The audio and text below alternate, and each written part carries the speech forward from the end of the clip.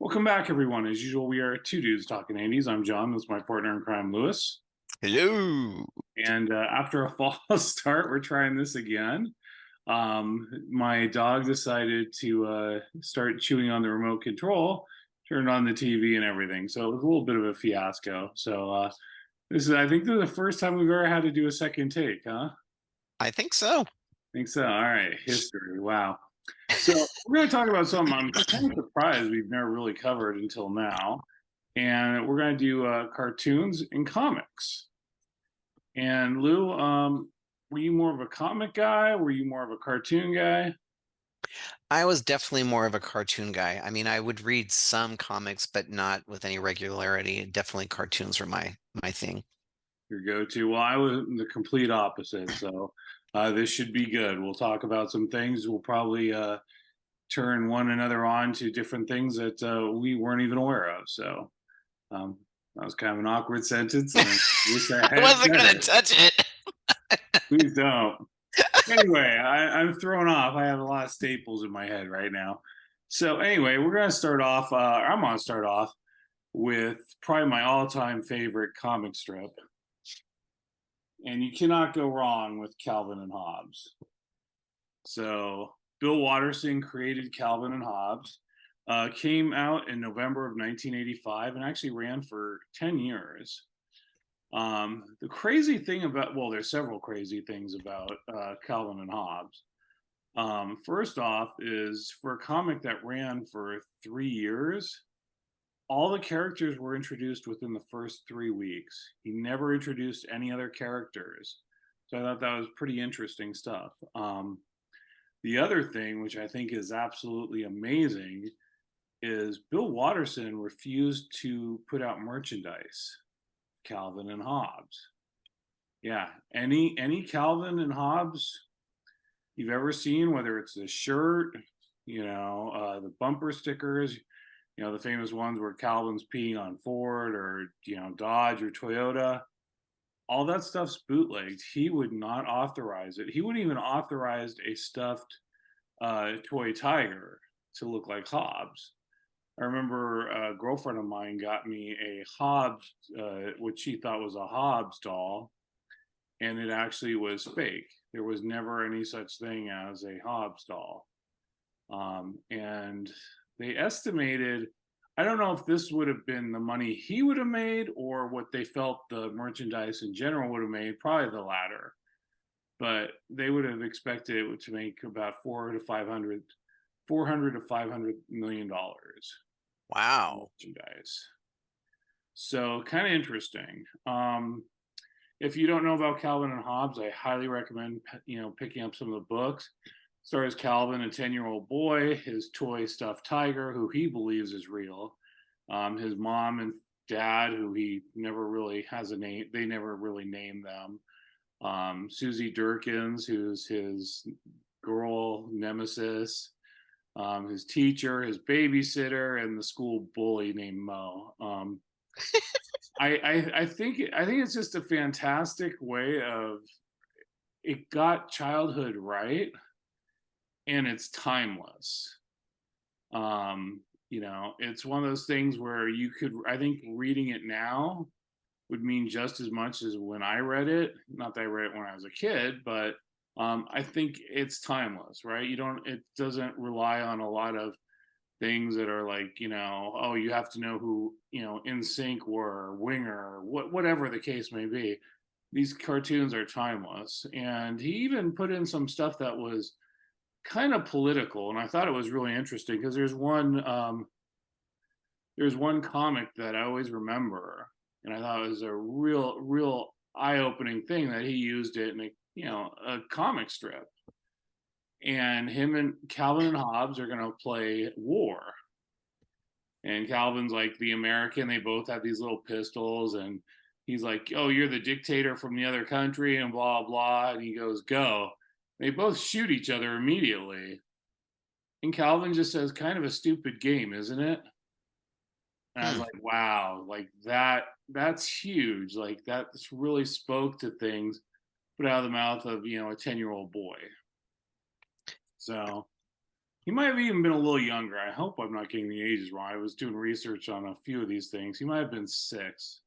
I might be mistaking it with another character.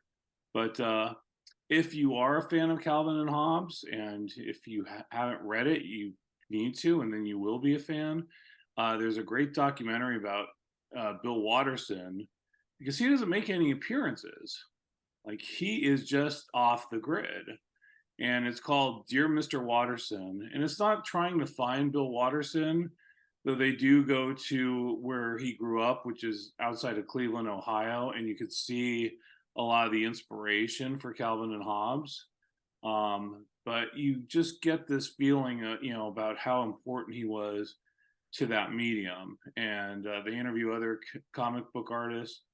Great documentary. It's on, I think, Tubi right now. So check it out. Very cool, man. I remember reading a few of the Calvin and Hobbes strips, and I again wasn't hugely into them, but I remember them being very thoughtful, sometimes thought-provoking, and very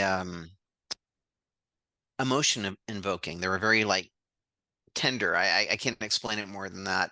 Uh, and yeah, I know it was a lot of people dug it. So I really did. Spaceman Spiff, and he used to do a Private Eye, and I'm just the name is escaping me right now. And I used to love when he had this imagination about being a private eye. But it was those were some of my favorites. But again, the one with war, that's one that really always stuck with me. yeah, very profound, right? In just a few lines. So cool, man. Good pick.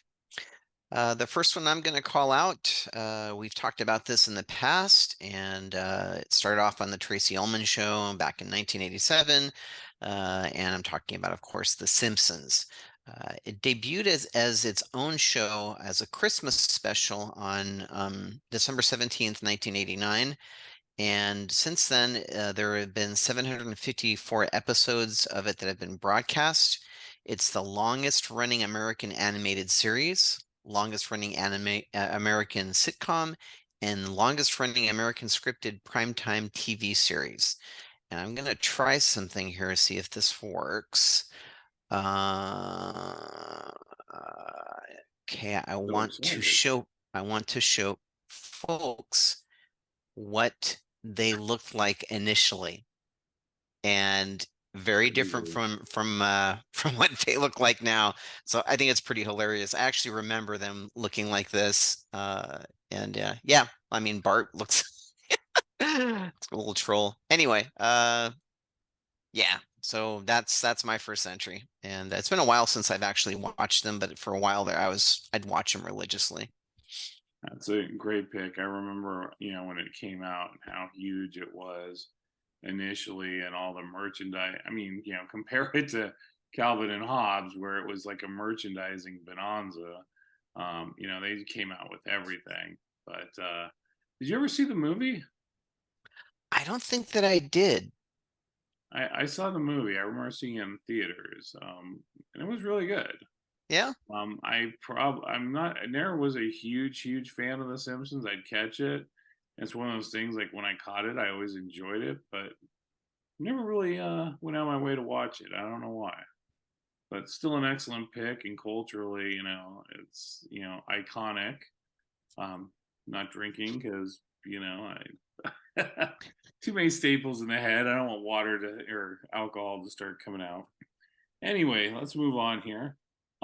This next one, again, I'm gonna stick with comics, and it actually debuted December 31st, 1979. And it went to November of 1995 initially. I think it's made a comeback since then. But it's again one of those iconic ones, and I'm talking about The Far Side, written by Gary Larson. Were you a fan of The Far Side? Again, not really. I remember again them being sort of thought-provoking, but I that's all that I remember about it, to be honest. Yeah, and again, in comparison to Bill Watterson, there was a quote from Gary Larson had said was at one point he said he was embarrassed by how much money he's made off the merchandise from the Far Side. And Wow. so it is kind of crazy, just the dichotomy. But they've always had some good ones that are just like, oh my god. And then there's others that I'd be like, you really had to think about. Like I think it was a photo of the cows, and you were like trying to figure out what was so funny about it. Then you realized one had the bunny ears, the hooves behind the kid. You're like, oh, okay. And there's the one I always liked was there's this kid, and it said like Genius Academy or something like that. It says pull, and you can see he's pushing the door. Yeah. That one's relatively well known. I know that one. Yeah. Or I think there's one where the guy's like working on like a nuclear missile or something, and his buddy's about to pop the bag. Yes, I remember that too. So there's some definitely good ones. I remember. I wish more stuck with me. I wasn't as big of a fan of the Far Side as I was some of the other comic strips, but I read it religiously. I always had the newspaper. I would love to go through all the comics. So got to include those. Excellent, man. Yeah, no, I definitely remember some of those, especially the ones that you mentioned. And yeah, good stuff for sure. The next one I'm gonna pick, I didn't really watch. I wasn't a huge fan of it, but I had to include it because it is to me arguably the most 80s cartoon that was out there. It just reeked it. I am talking about a cartoon called Gem, and it ran from 1985 to 1988. It was about this fictitious band called Gem and the Holograms. And it was a joint collaboration by Hasbro, Sunbow Productions, and Marvel Productions, the same folks that did G.I. Joe and the Transformers. Um, and yeah, so Jem, that was sort of her alter ego name when she was in the band. Her name was Jerica Bent, and she was sort of the leader of the band. She played the synthesizer that was left by her father who'd passed away, that was supposed to be this amazing hologram audio visual synthesizer thing. And it would always give her hints on what she should do, and it was kooky, but the whole music thing, and they had the big hair, and they had the costumes with the shoulder pads, and just extremely 80s. It just reeked it, and I felt I had to include it in here in order to be complete. Well, that's a good pick, though I've never seen it. I heard of it. I've heard of it, but I never actually watched it. When it came out, I always thought it was like kind of a ripoff of Josie and the Pussycats. Just updated for the '80s, but I never really saw it. So I'll take your word for it. Were there ever any good songs in it? Do you remember ever anything like this is kind of cool? No, I don't remember anything being anything remotely cool, but yeah, Except I for the it except was, for the big hair. except for the big hair, man, and the shoulder pads. All right. Did you must have had it. I remember you having a suit or two that had shoulder pads. Yeah, I think I did. I think I did, and I think I still do, as a matter of fact. I think I still have a jacket there that's still got him. I never understood that, but for a while it was hard to buy like the nicer jackets. I remember when Whitesnake kind of started coming out with like "Is This Love?" and they were dressing a little bit, better, than Europe kind of did it. Def Leppard, where the look was, those nice jackets with maybe cowboy boots and different pants and the sleeves pulled up, kind of the Miami Vice look. And I feel like every one of those, you couldn't buy a jacket back then without shoulder pads. So I we all think we you're all looked right. like professional linebackers back then. Good luck. Good luck. I'm gonna go one. I never was. I've always liked comic books, but I was never like, totally hardcore with any particular comic. Like I remember as a kid, I'd go pick up this comic book or that comic book. When I had some really weird ones, like there was actually, and this is no lie, look it up. They used to have these super big comic books in the 70s, and I had this issue. I'm sure it's gone now, but it was Superman versus Muhammad Ali. And I swear to God, that's not a joke. And I think they were brought to a planet by aliens to fight. Yeah, Oh, not that a joke. rules. Not a joke. Oh, that so Look it up. rules. I swear to God, this is really that was a real comic book. But That so rules. I would like, I'd grab things, and I'm not gonna lie, a lot of this was inspired by kind of, at least for the metalheads, the Anthrax kind of brought comic books back into, like, being cool again. Because they used to use the imagery, and they recorded a song about Judge Dredd and things like that. So because I was a fan of Anthrax, I'd buy Judge Dredd, I'd go to comic books shops, and I'd pick up different things. But there was one comic that I've really got addicted to, and it was a comic called Vigilante. It only ran for 50 issues. This version of Vigilante, I guess he was like a cowboy in the 40s, but this was the 80s. It ran from August of 83 to February of 88. It's kind of DC's version of the Punisher. Yeah, it was a ripoff, but God, it was so well done. The main character was Adrian Chase, who was a judge. And similar to the Punisher, he felt that there wasn't justice being done through the court system, the typical, way things should go. And he decided to become the vigilante comic, superhero without any real powers. And he would go and hunt down the bad guys, similar to what the Punisher did. Thing that made it so interesting, and again, it was a short run of 50 episodes. I have every comic from that one. I couldn't find it before we started this, but it just dealt with themes that were a lot different than the comic books.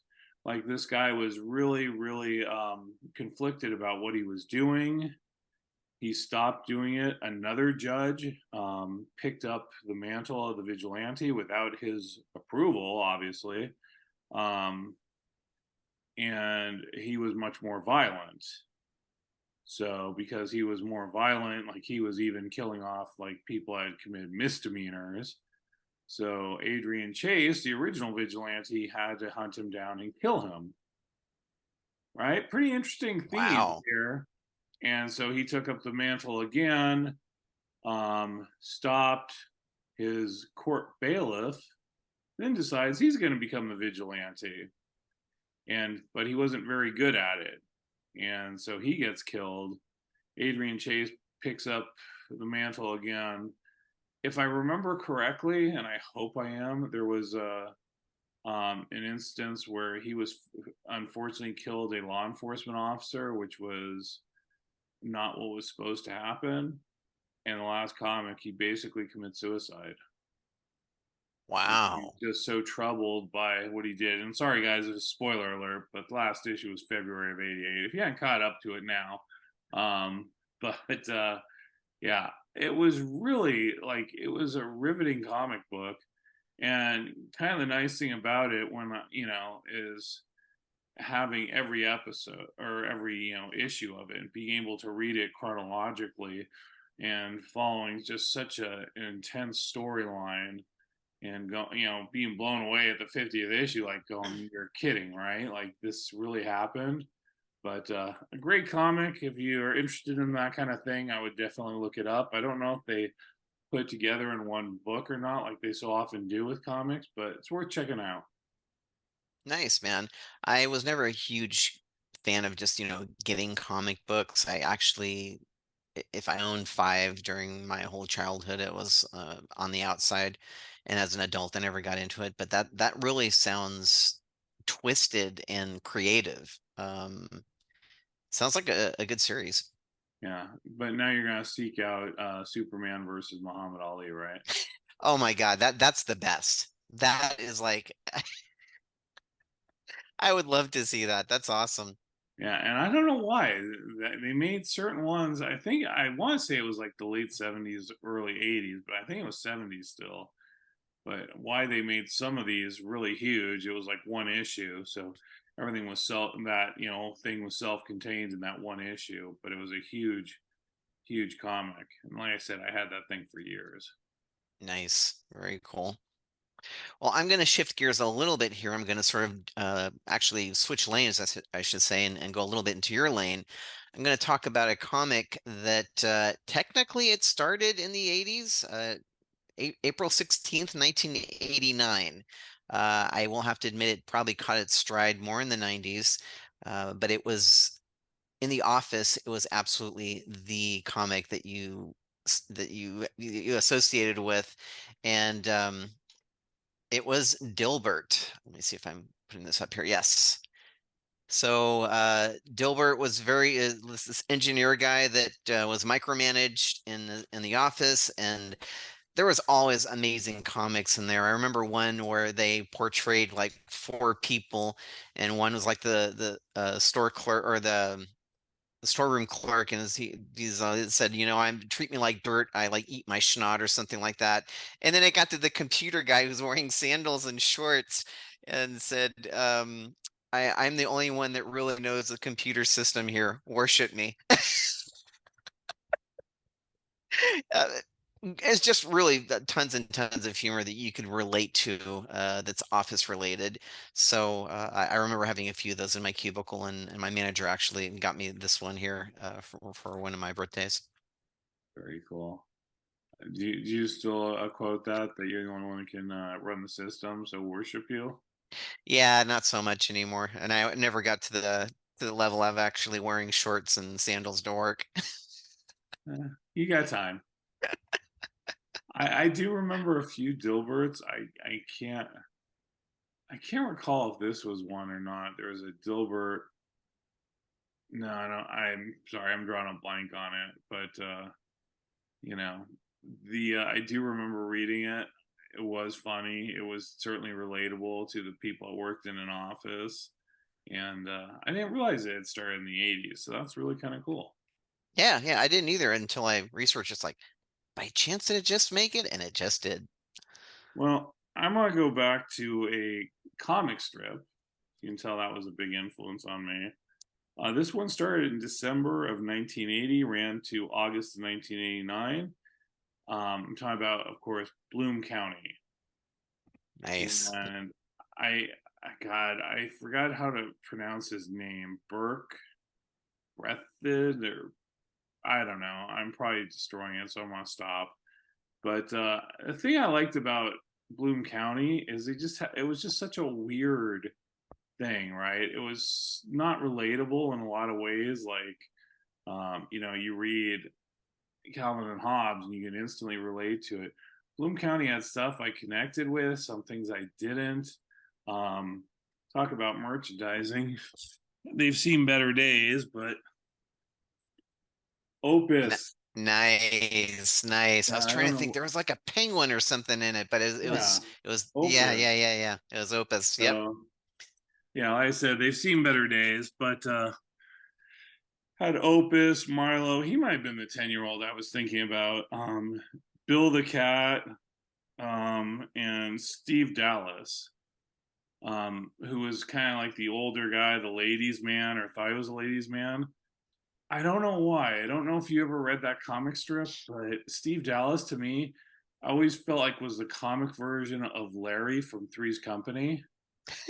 Like I don't know why. That was the connection I made, but I think I really fell in love with Bloom County when they decided to make a band called Death Tongue.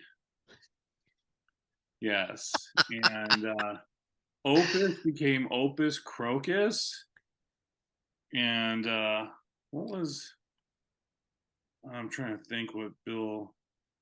I think Wild Bill Cat was Bill the Cat, and he was on lead tongue. Yeah, and Opus looked like Gene Simmons from Kiss, but it just was one of those things where when it hit, with me, and it hit often.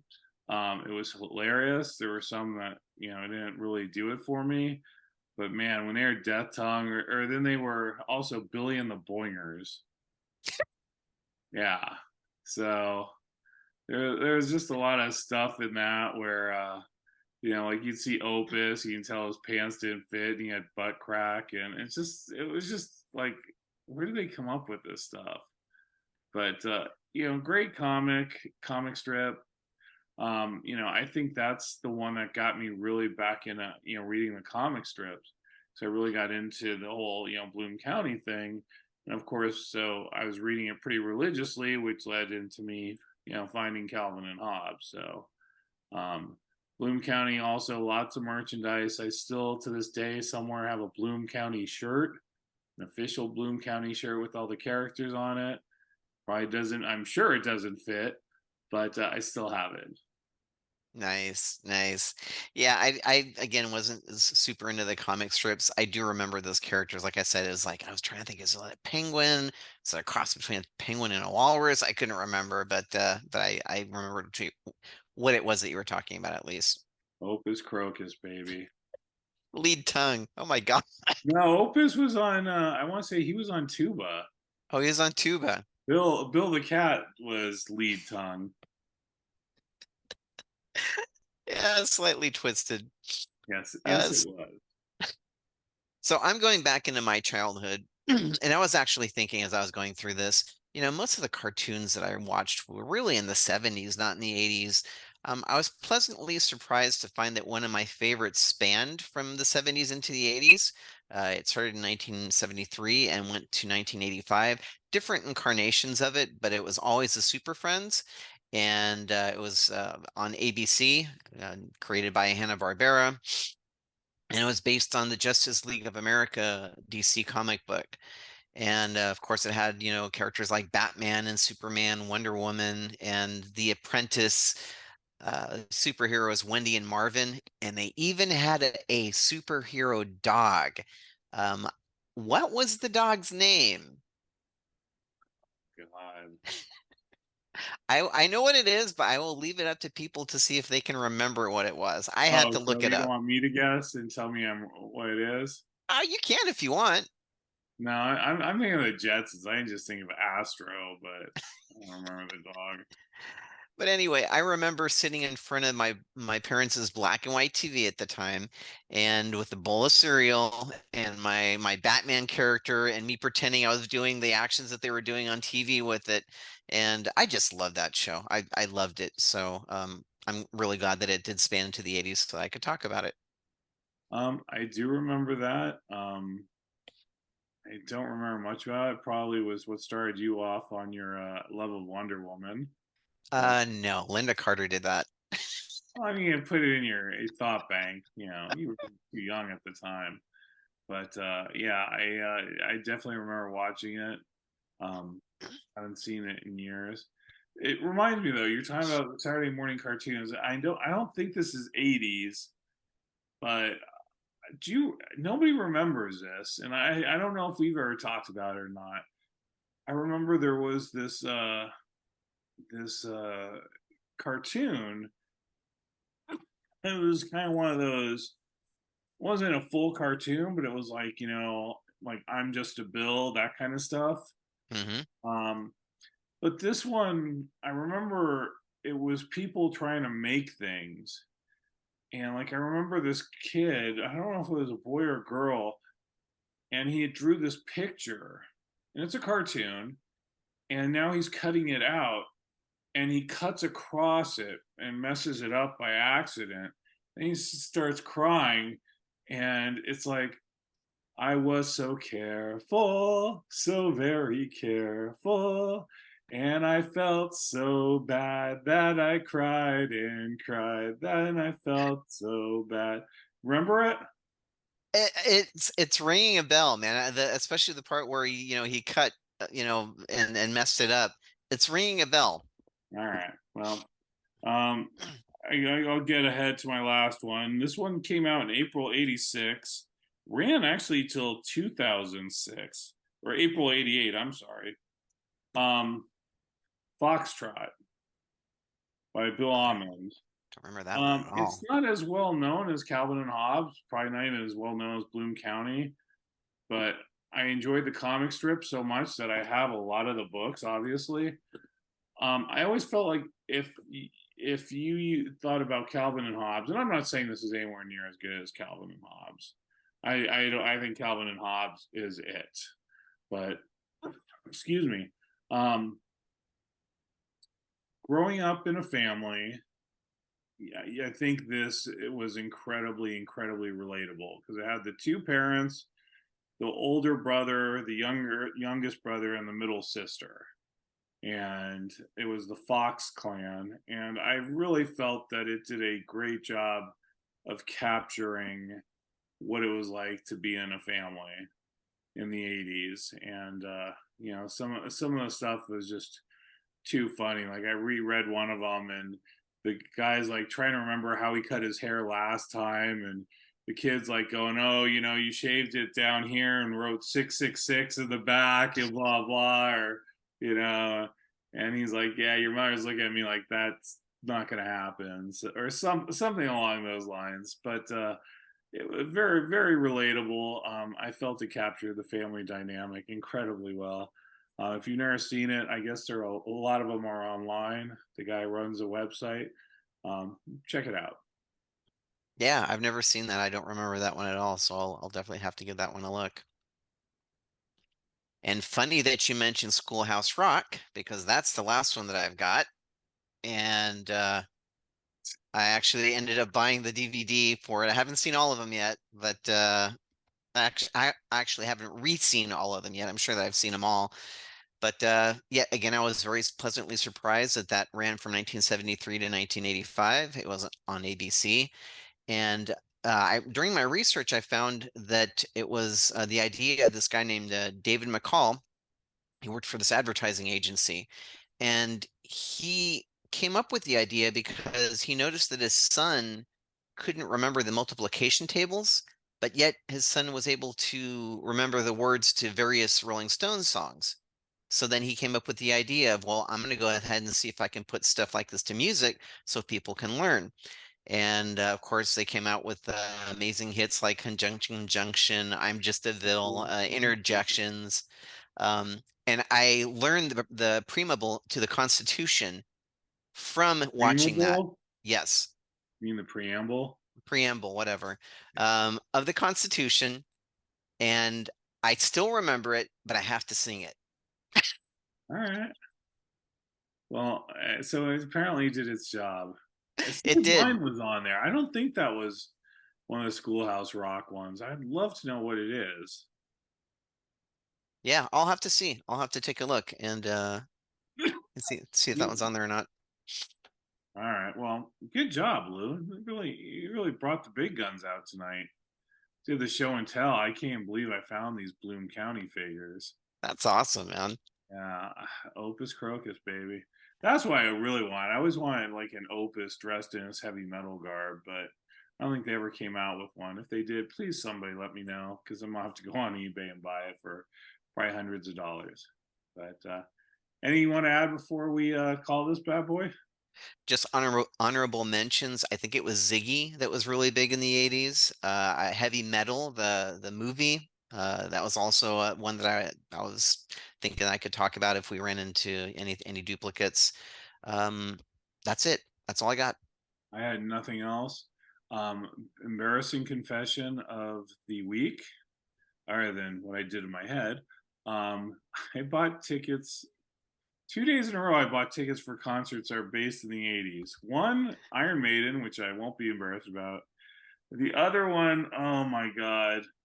I bought tickets to New Kids on the Block and Paula Abdul. Yeah. I My think wife, that's my awesome. My wife wanted to see Paula Abdul. I'm not gonna lie, I love Paula Abdul. I saw her in the either 80s or early 90s. She's a great performer. I don't know how much of New Kids on the Block I'm gonna get through. It's like, can they start off with like Right Stuff, then I can go home? But yeah, it won't be till next year anyway. So that's kind of some embarrassing stuff. I had to share that. I, And oh, by the way, we didn't talk about Kenny Loggins. The This Is It tour, supposedly his final tour. I'll believe that when I see it. What an amazing, amazing performer. So a lot of fun. Awesome, man. Awesome. I think it's awesome that you're going to go see New Kids on the Block. I think we talked about this earlier because I saw that they were playing somewhere here as well. And the thought crossed my mind. It's like, yeah, maybe I should go check them out. I think you should. I think you should. Talk about merchandising. No All doubt. right. Well, if anyone remembers, by the way, that I felt so bad, please let me know. 'Cause sometimes I think I'm the only one that remembers this stuff. And I can't remember what happened yesterday, but that's probably because I was concussed. Anyway, thank you guys for watching. Thank you, as always, for being here, checking it out. If there's anything you want us to cover, because we're running out of ideas, please, please let us know. Hit the like button, hit the subscribe button, and Lewis, brother, take us out. Peace out, everyone. Thank you, guys.